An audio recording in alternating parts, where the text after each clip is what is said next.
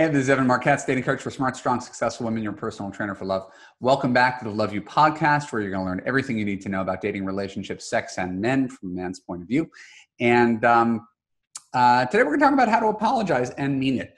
And I will preface this by saying, forgive the self-aggrandizement. I'm just about the most happily married guy in the world. It's true. That's why I do this job. Is I got really lucky. I believe other people can create their own luck, and I want you to as well. And I'm going to tell you the secret to my successful marriage today. Some of it obviously has to do with my wife, who is patient and easygoing and accepting and fundamentally a happy and good person. And yes, some of it has to do with the fact that she's married to a relationship coach for women, and I spent a lot of time thinking about these kind of issues and trying to be a better partner myself. Those are both true. But when we have friction, like any two people who've been together for 10 years will, here's the thing that saves us. I'm really good at apologizing. And my wife is really good at accepting my apologies. Because, to be clear, I screw up a lot more than she does. I mean, a lot more. If there's a problem, I'm usually the cause of it. I am more intense. I am more fiery, opinionated, impatient, expressive, and that partially explains why I do what I do for a living. But it's not always the easiest set of qualities to have in a husband. I'll be the first to admit. So I know what I bring to the table, my strengths and weaknesses. My wife does as well.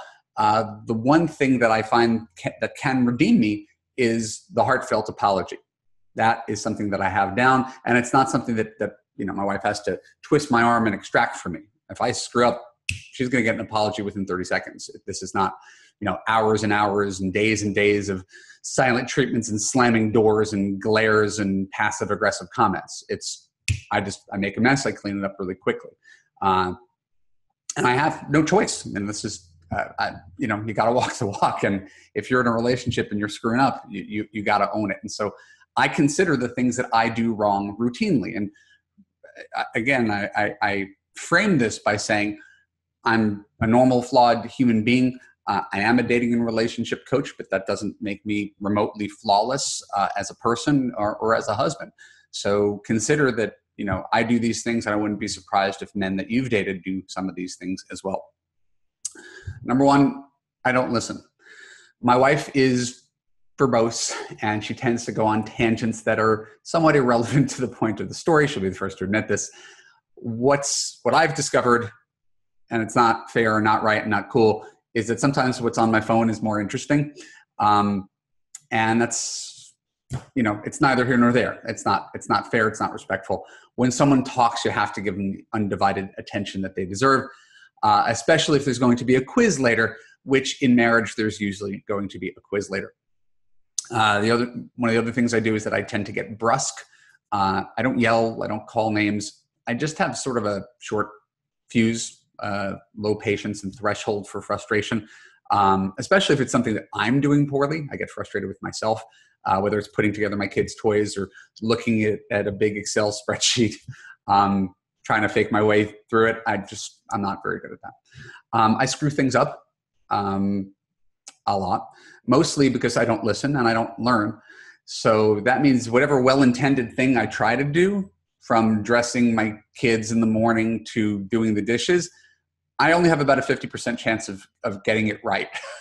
The other half of the time, I end up messing up some minor detail, which means that my exasperated wife has to take over for me in the clueless husband sitcom way of, oh, you don't know what you're doing. So the moral of the story, and this is just a tiny look at my marriage and why I end up apologizing, is that to be a good partner, you have to be able to apologize for what you did wrong. And you have to mean it.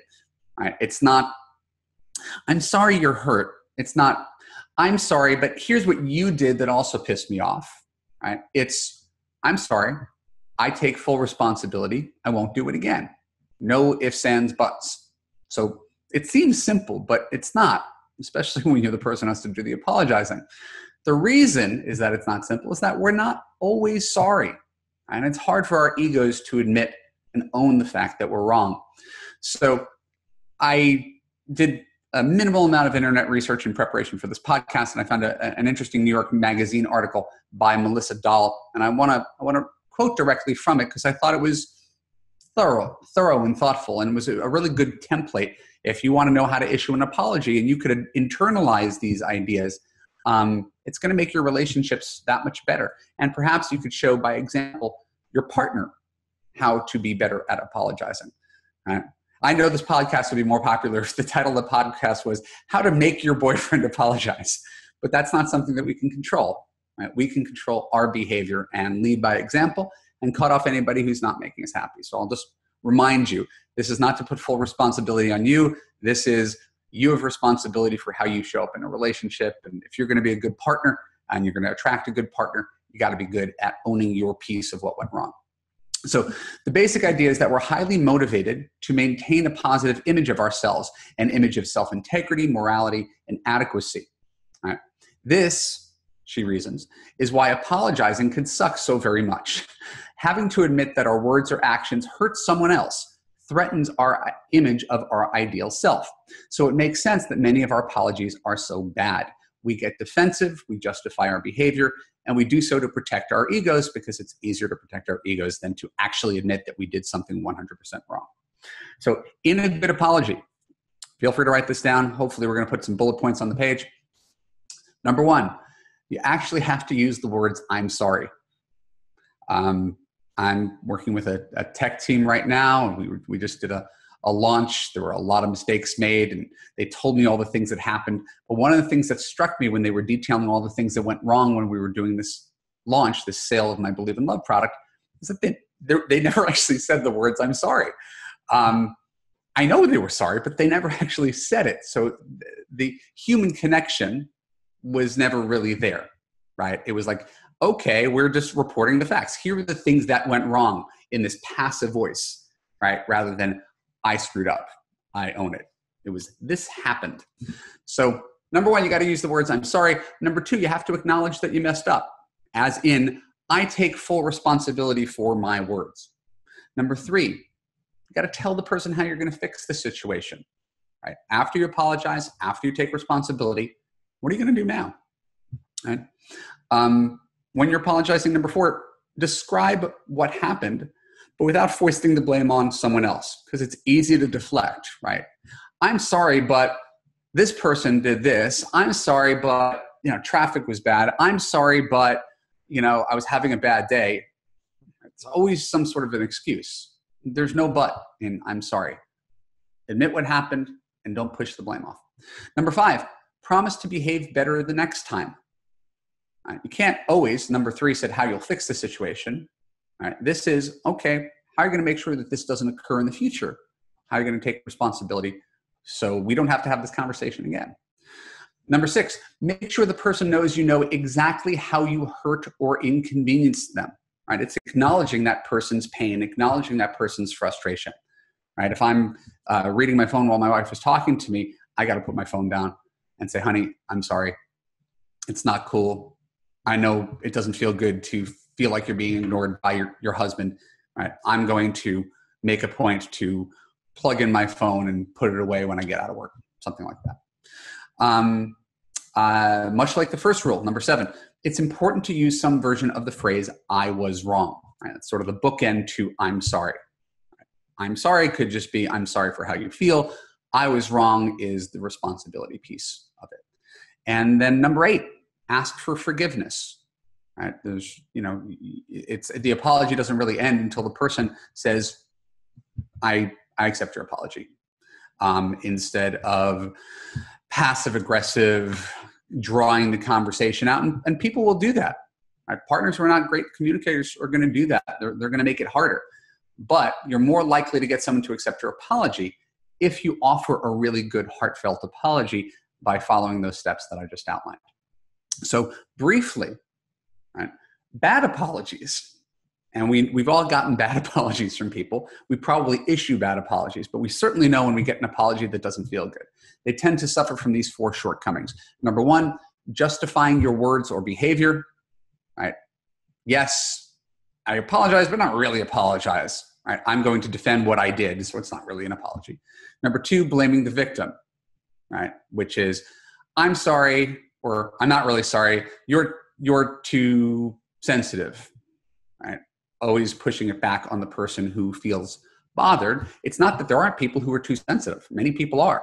That might be a fundamental incompatibility in your relationship, but you can't apologize and in the same breath blame the person you're apologizing to. Number 3, bad apology is when someone makes excuses. And number 4, minimizing the consequences, right? Pretending that it's not a big deal. Oh, it was just a joke.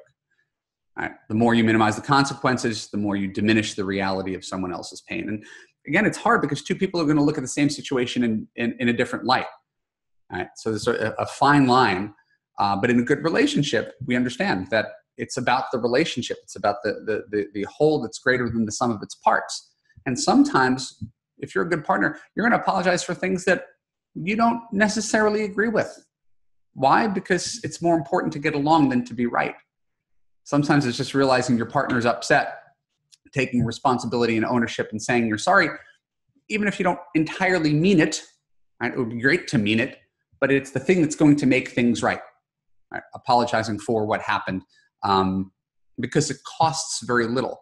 Insisting that you are right and the other person is wrong is usually the ticket to having a lot of friction in a relationship, and friction is what destroys relationships. So I fell in love with this topic. I was really excited to read that little list to you and give you a little window into my relationship.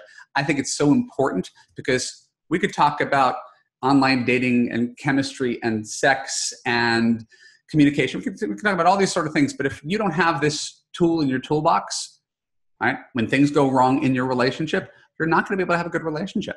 I mean, you're just not, like, objectively. So you can have everything else going for you. You can be tall and gorgeous and thin and pretty and rich. And if you don't know how to say, I'm sorry, you're going to burn the shit out of your boyfriend, just like you have had boyfriends in the past who didn't know how to say that they were sorry. So we're going to take some questions. I think we've got 2 questions today from people who need a little assistance in the apology department. The first question comes from Nancy, it appears. Hello, Nancy. Hi, how are you? I'm great. You look gorgeous today. Oh, thank you. I know I'm stunning, right? How can I help you? What's the situation? So I'm actually currently not in a relationship, but I do feel like this question is super important to ask, not only for my own personal reasons, but just something that a lot of women I feel like don't consider. My boyfriend and I actually broke up recently, about a month ago. And since then, I kind of went on a little trash talking spree and said some things about him in public that weren't very nice. But in the past week, we've started talking again and trying to find some sort of peace in this breakup process. And I'm getting the vibe, I guess, that he is interested in getting back together, but I feel like I have to issue a really sincere apology for the things that I've said in this time period that we haven't been together. But I'm just really not sure how to go about it because I don't think he knows. I don't know. It's a very confusing situation. I'm not sure what to do. I'm not sure if I even have to say anything at all, but I feel like it's going to come up at some point if I don't say something now. Okay. Does that make sense? It does. I caught everything. There's a lot there, so let me sort of it's a very tease loaded it out. question. Let's sort of tease it out. How long were you together? We were together for 1.5 years. Okay. Was it a mutual breakup, or did one person force the hand? He broke it off, and Okay. That's why I got very angry and went on a rampage. Okay. What was his reason for breaking things off? He didn't like, there were a couple different things. He didn't like that I occasionally spoke to my ex-boyfriends, even though I always told him when I did, if I was ever grabbing lunch with someone, it was always just like things like that bothered him. And I would apologize that his feelings were hurt by them. But I'd like to maintain some sort of friendships with people I've dated in the past. I feel like it's a healthy way to just move on, and there's no, harm in it as long as I'm being honest with the person that I'm with at the time. That was a big part of it. And he said he just didn't feel appreciated in the past, that I would not do things, I would not do enough to make him feel good about himself or to make him feel appreciated. Got it. Okay. Do you understand his criticisms? I do. I feel like I did the best that I could in the 1.5 years that we were together, because I have my own life too, and I can't just be, giving him all the love and affection all the time that he needs. I have to take care of myself as well. I feel like his reasonings were justified, but at the same time, I know that I did the most that I could in that relationship. Okay. So you have no regrets? I have regrets, of course. One of my biggest regrets, of course, is just that I wasn't able to make him happy.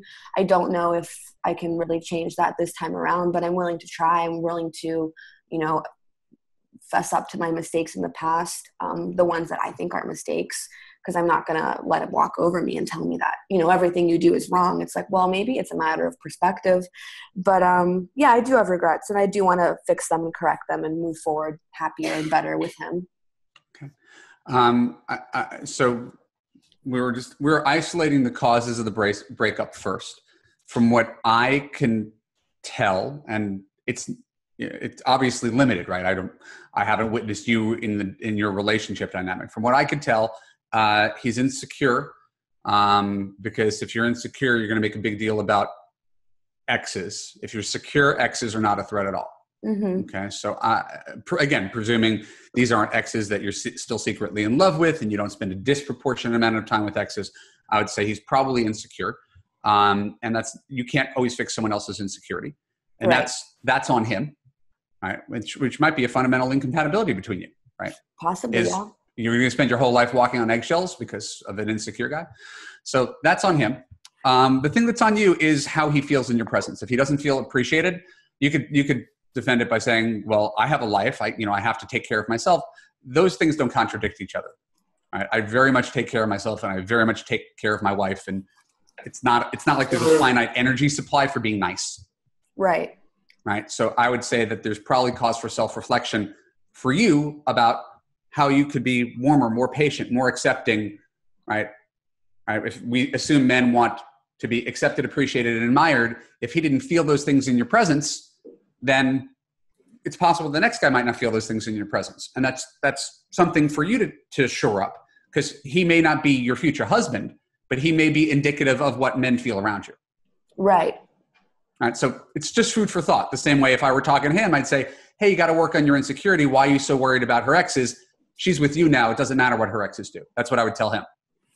Totally. All right, so there's advice for everybody here. And I know this is a little off topic from the question, but I think it gets to the point of what you're doing right now. And I think you're trying to do two different things, and we need to isolate those two things too. Number one, you want to sort of karmically cleanse yourself, right? Of course, yes. Right? You don't like the way you behaved, whether he knows it or not, you know it.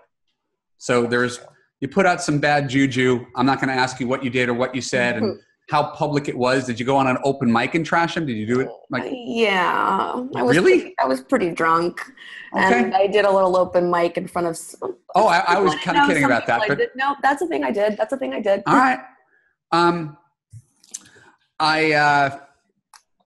If it makes you feel better to do that, and it makes it easier for you to live with you, then you got the formula for the apology, right? It's not the apology, but you need to do this. It's just, I don't need to tell you this because you don't know it. But I know behind your back, I did something that doesn't feel good. There's no effects to it. If anything, it just makes me look bad.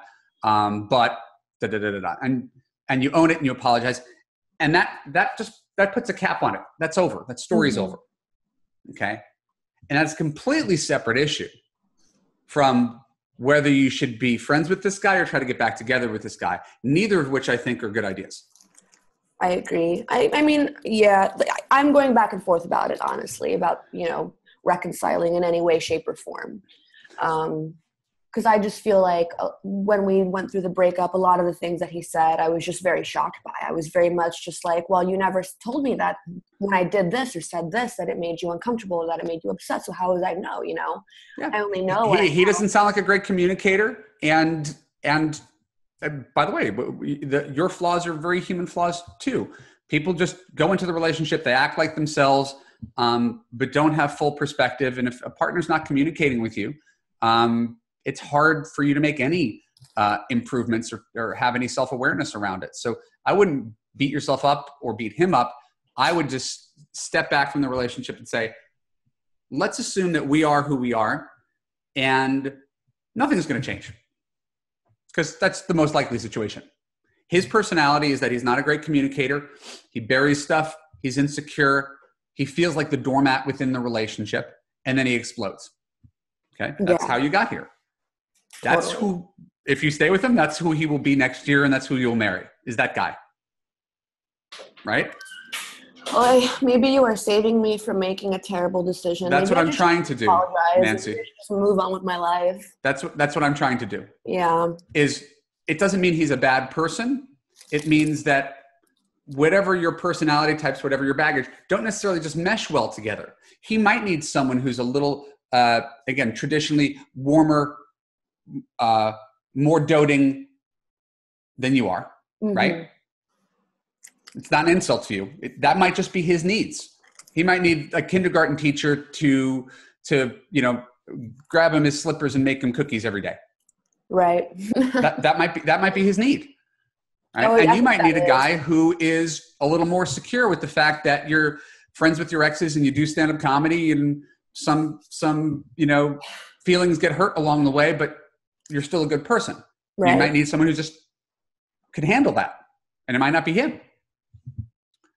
Totally. I think you're right. So it doesn't mean anybody's bad or wrong. So that's why I said these are three separate issues, right? Here's what went wrong in the relationship. Here's how I apologize for wronging him after the relationship. And here's how I cut the cord and mentally move on to say, I want a guy with a lot of his qualities, but he needs to be a little bit stronger to be able to handle me. And I need to be a little bit softer to be a better girlfriend. Got it.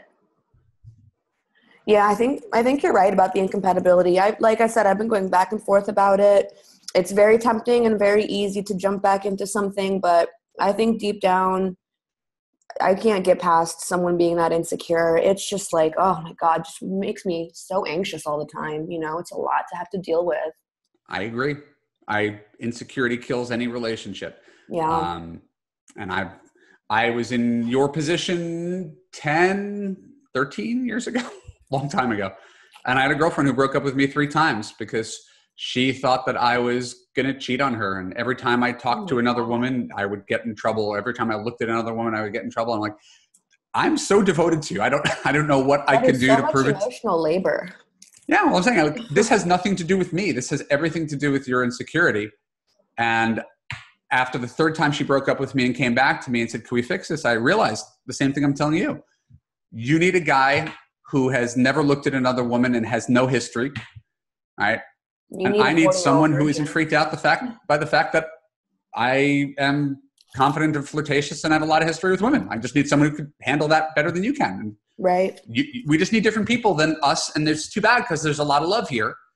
But she found her guy and I found my wife, and it all worked itself out. And otherwise we'd be 10 years later, we'd still be battling it out over, how dare you talk to that woman at the cashier? And I was like, she's the cashier. I smiled at her. What do you want from me? So yeah, life is too short to try to fit a square peg in a round hole. A year and a half is a lot of investment. I'm not going to say it's easy to find this guy, but you've had a largely good experience, which is why you're with him for so long. And now you need a guy who's got a lot of his qualities without that underlying insecurity that makes you have to walk on eggshells. Right. I agree. I fully agree. But the point of this was, if you want to apologize to clear your name, whether he knows he was smeared or not, I think it's admirable and good karma and just good practice in doing a full-throated 100% apology instead of, I apologize, but you should apologize for this. No, just, I fucked up. I got drunk. There's no excuse. I did it. You don't know it, but I feel bad, and I hope you can forgive me. Well, thank you. And by the way, I don't think we should talk anymore. I need to move on. You need to move on. Right? Yeah. And just cut that cord, because I understand being friends with exes, but sometimes you need some distance, and maybe 6 months down the road when all the feelings are gone and it's a little clearer, you can get together for lunch again. But I think quitting cold turkey is usually a good thing for at least the first 6 months after a relationship. Totally. Awesome. Well, thank you so much for talking to me about this. I really appreciate it. It's my pleasure. Thank you. We've got another question, but it's from someone who's not able to make it to the call. Her name is Bailey. It's a pretty name. Hi, Evan. My boyfriend and I recently moved in together and are now having to deal with living together. I didn't realize it would be such a pain in the ass sometimes.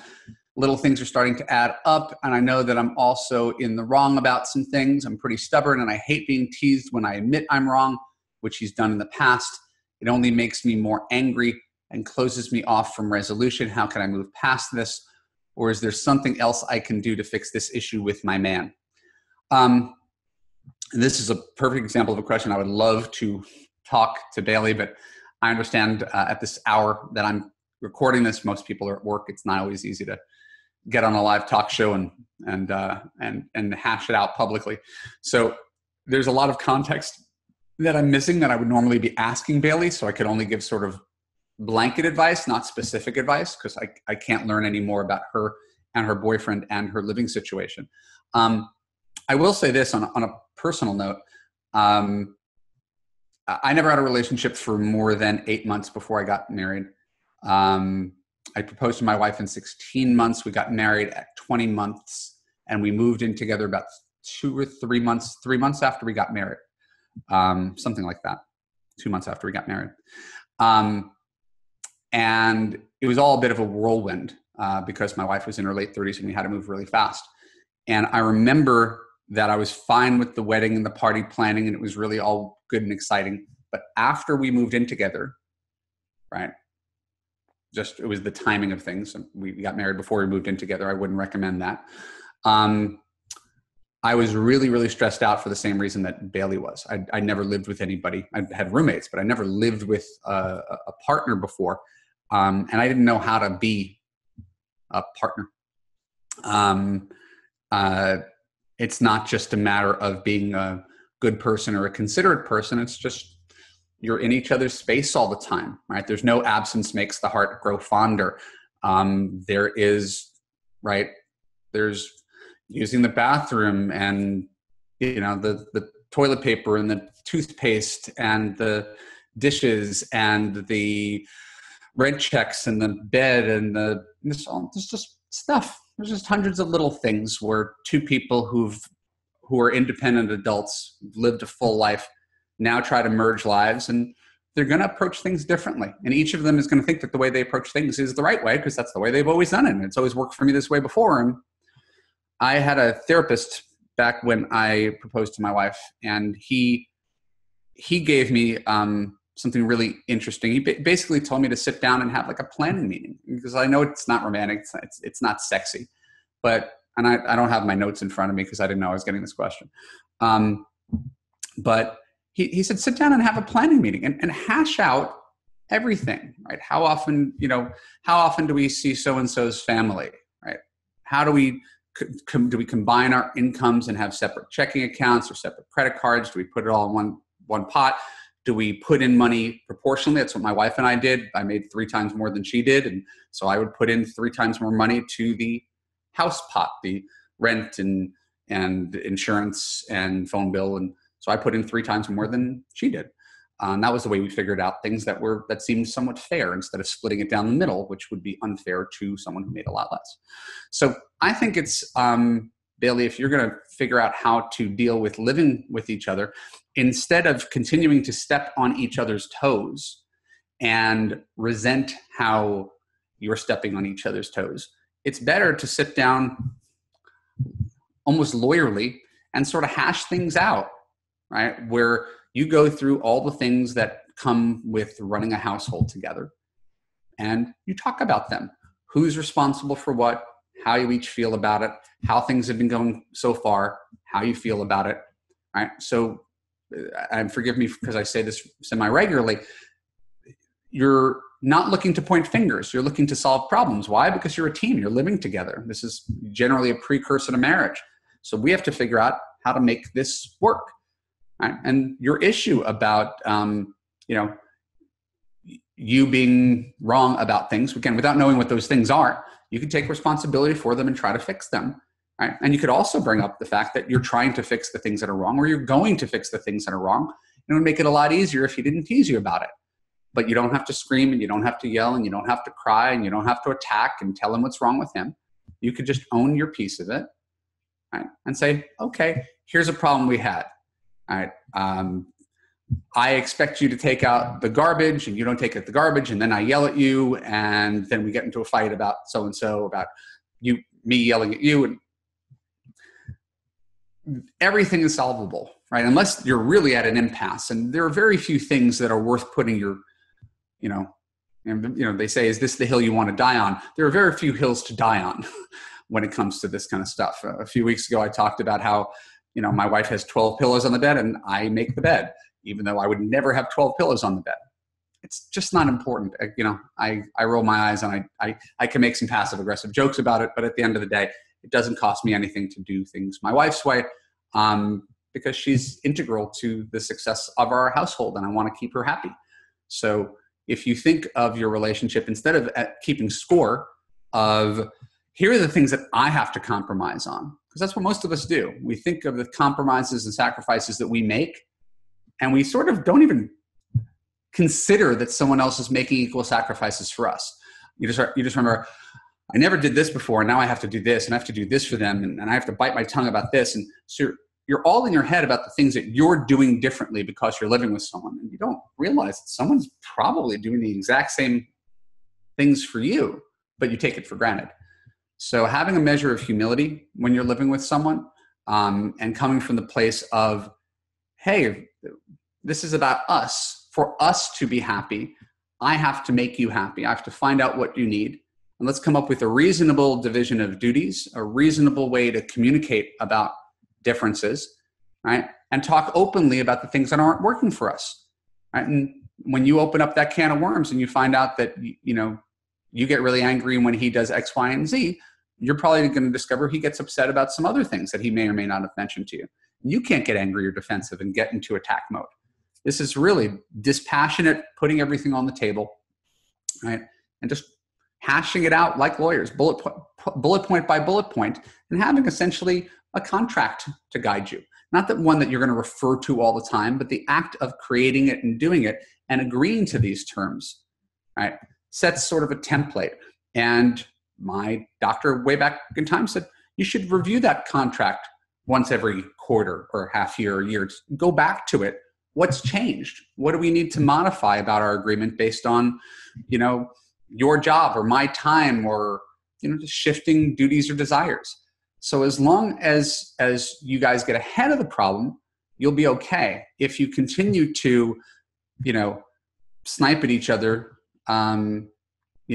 because it's so uncomfortable to have a conversation and make a contract. If you refuse to have this conversation, nothing changes. You're just going to be in the same exact place that you are right now, tiptoeing around each other, afraid that you're going to piss each other off, pissing each other off, making comments. And it's an unhealthy way to approach relationships.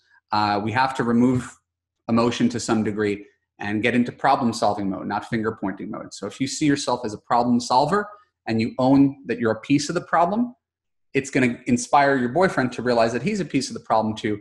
And together you could have something that works, because everybody wants to have a harmonious household. It's not like you and he have completely different needs. It's just actually discussing about what it's going to take to achieve those needs, instead of assuming that everybody's going to figure it out themselves, because clearly you guys haven't figured it out quite yet. So I want to thank you, Bailey, for asking this question. I'm sorry you couldn't be here today, but I hope everybody who listened got a little something out of it and understands the necessity of learning how to apologize and communicate within the context of a relationship. It is a relationship saver, and better yet, it's a relationship strengthener. Couples who could discuss things are much stronger than couples who can't. So thank you for joining me on today's Love You podcast. My name is Evan Mark Katz. Next week, I am interviewing the irreverent, foul-mouthed, straight-shooting dating coach, Kira Sabin. I don't know what she's going to say, but I guarantee it'll be off the wall, and I suggest you tune in to find out. Don't forget to subscribe to the Love You podcast on iTunes and on YouTube, and the links below. Follow me on Facebook and Twitter, and if you enjoyed this podcast, share it with your friends, please. And go to www.evanmarkkatz.com. Give me your name and email address, and I will send you personalized dating and relationship advice that will help you understand men and find love. Thanks a lot.